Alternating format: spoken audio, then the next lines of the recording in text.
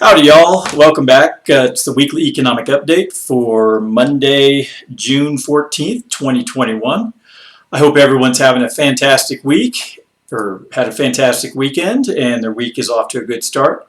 It's a little warm here in Colorado. It's pushing up near 90, which is a little unusual for this time of year, but it does happen from time to time. So upstairs, it's a nice warm 85 to 90 degrees in the main level of my house. So I'm down here in my office where it's a nice cool 70 degrees. Alrighty, let's go ahead and take a look at the big news that's going on in the world right now. Let's see, G7 leaders close summit with statement blasting China. Ooh, got to get these geniuses together to condemn bad behavior from another nation. So we'll see. I've been hearing a lot of, just jibber jabber out of the TV about how the other nations are so happy to have President Biden as the representative, and I'm not sure why anyone gives a shit about what the European nations think. I honestly don't. And, they're half commies in my opinion. So. All right, Israeli lawmakers approve a new coalition and Netanyahu's out on his ass. That might be a good thing. It'd also be nice if Israel would stop killing Palestinians, but that's my own opinion. Biden meets with Queen Elizabeth. Don't care. Apple, Trump DOJ subpoenaed White House counsel's data. I think this has to do with he was snooping around with some of the people who were investigating him. So. I mean, come on. The government's been spying on everybody. The fact that some people are shocked that Trump's admin would do the same thing, I find that a bit of projection. All right, exit poll. Swiss voters reject carbon dioxide law. Yeah, I'm opposed to carbon taxes too. It's not the government's job to tell me what kind of car I drive or if I want to burn coal in my backyard for fun. It's not their place. 6 die, 39 wounded in 4 weekend mass shootings. Austin, Cleveland, Chicago, and Savannah. Well, the first 3 of those 4 are pretty leftist cities with a lot of criminals. So I'm not shocked. My advice, you might want to go out and buy a firearm and carry it with you wherever you go. That's what I do. I have no fear of going out in public, and if someone tries to be an asshole, they're going to get shot. So it's that simple.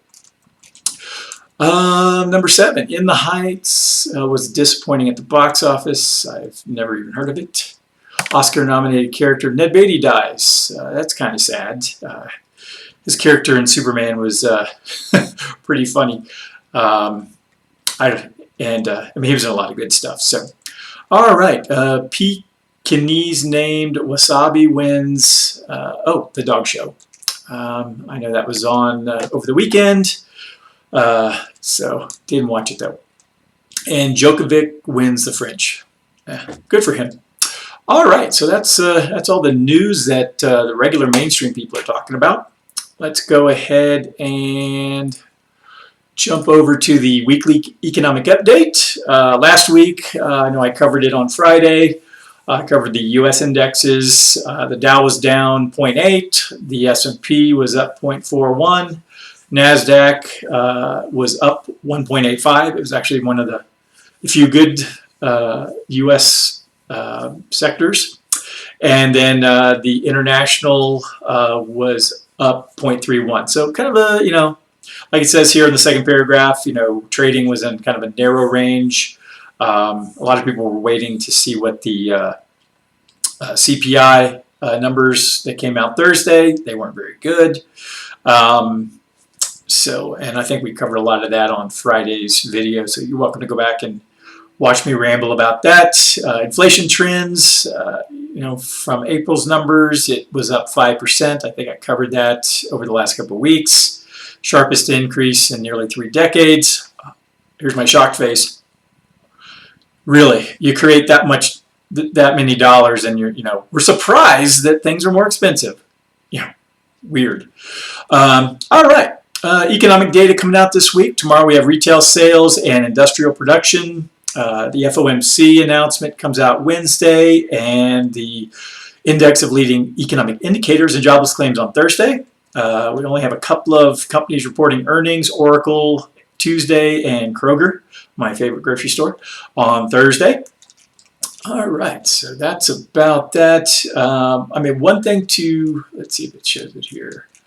Yeah, the 10-year yield, I saw something about that up here a minute ago. Oh, the 10-year Treasury slipped down to 1.45%. I did want to go to the chart on that. It was up a little bit today, and I know I probably covered this a few times, but what that generally means when you're looking at the 10-year bond is when the yield goes up, that means people are selling a lot of them. Because if, say, the yield is, I don't know, 1.5% at par, and it goes down to 90 as far as what it's selling at, your yield is going to go up to, I don't know, I don't have a calculator in front of me, but say 1.7. So, and then the inverse, when the yield is going down, that means there's a lot of buying pressure, and that people are paying over par, which is putting pressure downward on the yield. So when we look at this chart, I mean, we can see over the last couple of months, the yield has been going up, which, with what I just talked about, would tell you that the price of those bonds has been going down. Well, now it's reversed course a little bit over the last couple of weeks. What does that tell me? Possibly people are getting a little nervous. They think maybe the market is a little long in the tooth. I think it's very long in the tooth. Even though we went through a downturn last year, it didn't correct any of the problems and flush out all the malinvestment from the last, decade. All we did was throw money at a problem and hope for the best. So just wanted to cover that real quick. All right. And I'm also sending out the Retirement Insight for the month of June. Talks about, do we need a second Secure Act? And I'll actually cover that in the next white paper. How about the government just get out of our lives? That would probably solve a lot of problems. Having a digital health certificate will travel. This is something I'm vehemently opposed to. I will not subscribe to this. The government can kiss my ass. So, and with the forced bribes I'm seeing everywhere for the vaccines, it makes me very suspicious. So, and if it doesn't make your radar go up, I don't know what to tell you. Bright side, it's just some trivia, so you're welcome to read that in the email I'm sending out to you guys. All right, the Second Secure Act. As a bill moves through the House and to the Senate, many investors are hopeful, blah, blah, blah. The big bullet points, required minimum distributions, they're wanting to push that out till age 74. I personally don't care. The RMDs are simply there in the tax code to, for retirees and the savers to then move their money out of the tax shelter that it's in, pay taxes on it, and then you can do whatever you want. So I'd be happy to get rid of RMDs. Just let them sit, let people's money sit in IRAs as long as they want. If they don't need to spend the money, why should they have to pay taxes on it? Catch-up provisions, they're suggesting catch-up provisions beyond the age of 60, for an additional $10,000 a year. Student loans, employers being able to match retirement contributions of those who were paying off student loans. So, there's some good stuff in here, but again, do we need the government telling us how to save our money and live our lives? I really don't think so. All right, here's an article I saw yesterday, actually. It's called Social Security Cost of Living Adjustments Aren't Enough to Pay for Higher Costs for Seniors. This is my big concern. I work with older folks, and, we build a plan, especially if, they were behind on savings and they're having to, supplement a big part of their income through Social Security. If food and energy prices go up, say in the next 3 years up 20%, the cost of living increases for Social Security are just not going to keep up. And, we're going to have our most vulnerable population in a really terrible spot. And who are we going to blame for this? Well, I'm sure people will say, well, it's Trump's fault or it's Biden's fault. Well, it's everybody's fault. We allow these idiots to run this country into the ground. This is what you get. So, I'm hopeful that the people I work with aren't going to suffer too badly from this, but I do have some real concerns. So I'll attach this in the show notes. You're welcome to read through it. It's not a very long article. All right, and then I had two podcasts from the last few days that I've listened to that I wanted to share with everybody.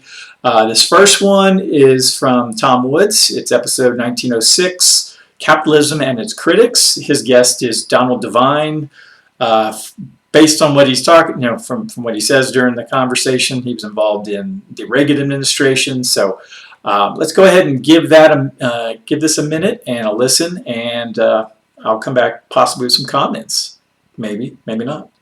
There, if I may. I know that if I go on Twitter and I follow some typical Hollywood celebrity, I'm going to hear every bit of nonsense ever conceived when it comes to capitalism. Much more interesting to me are the kinds of arguments that these days we hear coming from some wings of conservatism, where they almost look with contempt on people like you and me because they think we're not sophisticated enough to understand that we're just repeating talking points from the 1980s, and that these days it's become clear that we need this and that done to capitalism.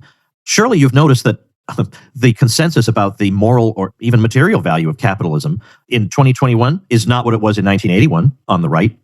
To the contrary, we have critics from a nationalist point of view who think the market economy undermines the working class. It undermines the United States' well-being in particular. They think it is responsible for the undoing of the moral order of the United States. I mean, you're surely familiar with these. How do you respond to them? No, certainly. A lot of the book is really an answer to the right. As you say, going to people way on the left is probably just a waste of time anyway. But it really is the right that is more confused about what's going on today than anybody else. It's amazing to me the faith that they have that government is going to solve everything. Of course, it's not surprising. I mean, from grade school to high school to college to graduate school, that's what they're told, is the government's going to solve everything. I'm sitting here today, I have a copy of the Washington Post, which really should be read by people on the right because they're writing for the hometown here about government. And they admit things like that.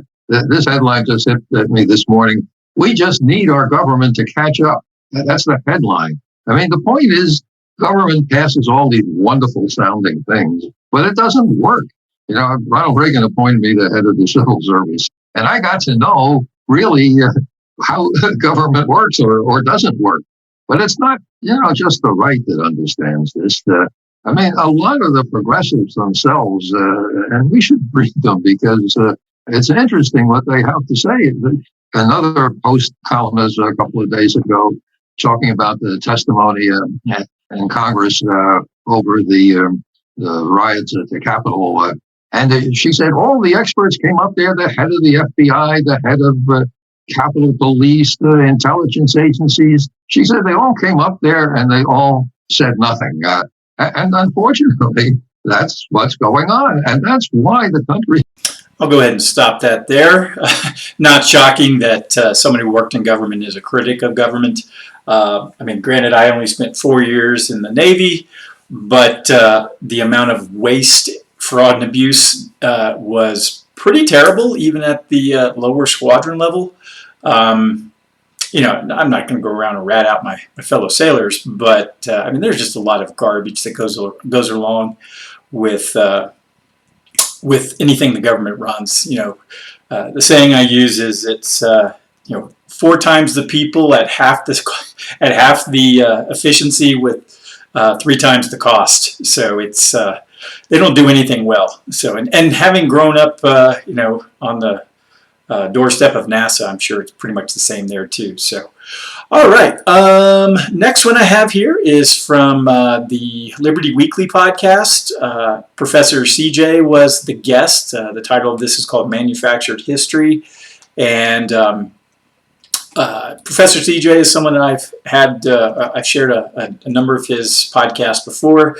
This time he's a guest on someone else's. So, what they're talking about is kind of I don't say the rewriting of history, but how basically the story is twisted, to meet the narrative. So, all right, let's go ahead and give this a minute. I worry about the potential for an accident. I think, like, in some way, I think that's a little more likely to happen, is that, we keep doing these elephant walks, and we keep, pushing American naval vessels into the Black Sea, or sailing through, the Taiwanese Strait, or, confronting cutters, the U.S. Coast Guard confronting Iranian cutters in the Strait of Hormuz, or some incident kicks off, and it's, like you said, tit for tat, or just some kind of an accident. And then all of a sudden, boom, we've been ramping things up for so far and so long that it just tips off. Yeah. And that's what's so insane. When you go study the Cold War and how many times, like what you were saying, almost kicked off World War III, right? Not even just some stupid crisis escalating out of hand, but yeah, accidents, mistakes, right? I mean, the most charitable interpretation of the Gulf of Tonkin incident is it was a misapprehension of what was really happening, a misreading of the radar and a few other things, right? That the most charitable interpretation is just they misunderstood what was happening, and then by the time they kind of realized what had really happened, the political decisions had already been made to escalate. And it, to me, looking at the Cold War, it's an absolute miracle that the world made it through almost 50 years of Cold War. Much of the time, with lots of nuclear weapons in the mix, and how many times it almost went full nuclear over some stupid little, the radar malfunctioned, or, a flock of geese flew in front of the radar, or oops, we almost accidentally hit the wrong button and nuked some island somewhere. Or there was that one incident where, and it almost happened way more times than people realize, because many of these incidents were not revealed to the public until decades after the fact, right? I mean, everybody knew about the Cuban Missile Crisis in real time, but how many other times it almost happened that everybody was just unaware of, other than a handful of people?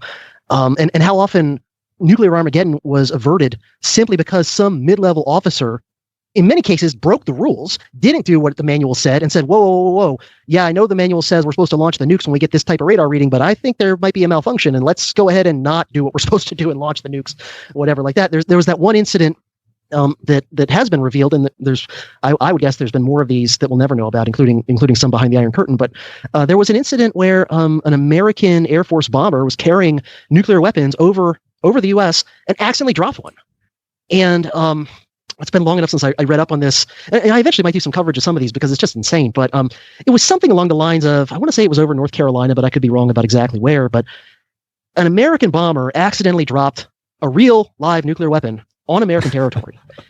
And it was like fully armed and ready to go. And I think the only reason it didn't blow up was that the detonator itself actually malfunctioned. Something ridiculous like that. Like the only thing that saved America from nuking itself was that particular nuke didn't quite work right. Right? I mean, this is far beyond far beyond like Stanley Kubrick craziness here. This is going beyond Dr. Strangelove insanity. And now think about this. Suppose when the American bomber accidentally dropped this nuke on an American state, suppose the bomb had lit off. What would have happened after that? Like, would the American president and military brass and whatever, would they have actually said, whoa, we think this might have been a horrific accident. We think we might have actually bombed our own people. And you know what? Before we do anything drastic, we need to take a step back and do a thorough investigation and really find out what happened here. Or for one reason or another, would they decide, all right, it's time let's go ahead and pin this on the Russians or whoever, and let's go ahead and go to war, because you know what? All right, I'll go ahead and end that there. So hope that was entertaining. I'll go ahead and link the two podcasts in the show notes. Just to kind of comment on what Professor CJ was talking about there. It's crazy that we would drop a nuclear armament on our own territory, and it doesn't even make the news.